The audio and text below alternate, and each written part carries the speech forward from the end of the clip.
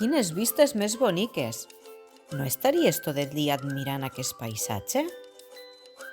El paisatge és tot el que veiem, és a dir, tots els elements que ens envolten i que podem observar. Els paisatges canvien amb el pas del temps. Ho poden fer per causes naturals, com els terratrèmols, les inundacions, els volcans o les estacions de l'any. Els paisatges no són igual en primavera, en estiu, a la tardor o a l'hivern. Però també poden canviar per causes humanes, com per exemple quan construïm edificis, ponts, horts o carreteres.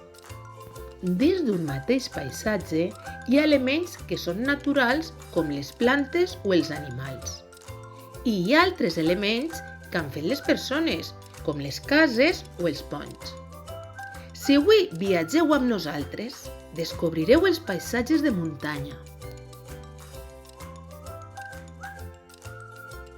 Les muntanyes són terrenys elevats. En una muntanya es distingeixen tres parts. El peu, que és la part més baixa que hi ha a la muntanya. El cim, que és la part més alta.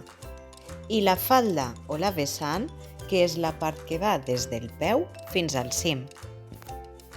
Un grup de muntanyes alienades formen una serra i diverses serres agrupades formen una cordillera.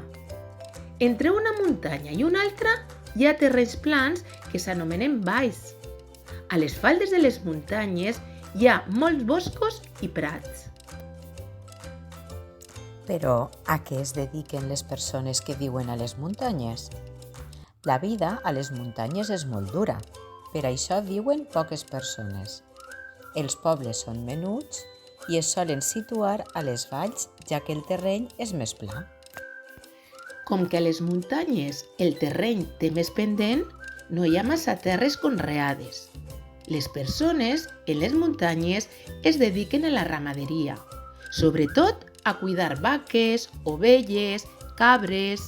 Aquests animalets s'alimenten de l'herba que creix a la falda de les muntanyes i d'aquests animals obtenim matèries primeres com la llet, la carn, la llana o la pell. Cada vegada més, moltes persones es dediquen al turisme rural. Per això, a les muntanyes podem trobar estacions d'esquí, cases rurals o càmpings.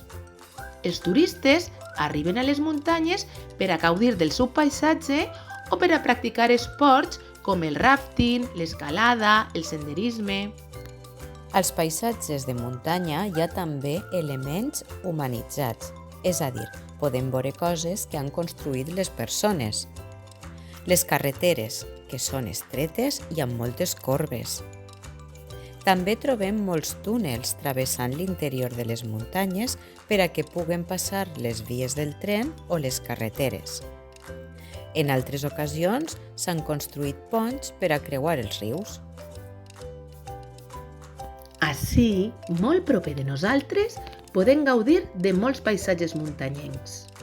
Aquests són els nostres grans tresors naturals. El Penyagolosa, també anomenat el gegant de pedra, perquè és la muntanya més alta de la província de Castelló. El desert de les Palmes, que curiosament no és un desert, sinó una muntanya plena d'unes plantes anomenades margallons, plantes que s'assemblen molt a les palmes. La Serra d'Irta, un conjunt de muntanyes que voregen la mar Mediterrània. La Serra d'Espadà, on podem trobar neveres naturals, on antigament es conservava la neu. El Parc Natural de la Tinença de Benifassà, on es pot veure moltíssimes cabres monteses. O la Serra Calderona, on trobem la Via Verda Ojos Negros. Són paisatges fantàstics que tenim molt prop de nosaltres i que podeu gaudir perfectament fent una excursió en família. Arribem al destí, però si voleu seguir viatjant amb nosaltres, ho podeu fer al proper vídeo, on coneixerem els paisatges de planura. Si vos ha agradat aquest vídeo i tots els vídeos que hem estat veient fins ara, entreu en el nostre canal de YouTube Bruixetes d'Escola i doneu-li un like.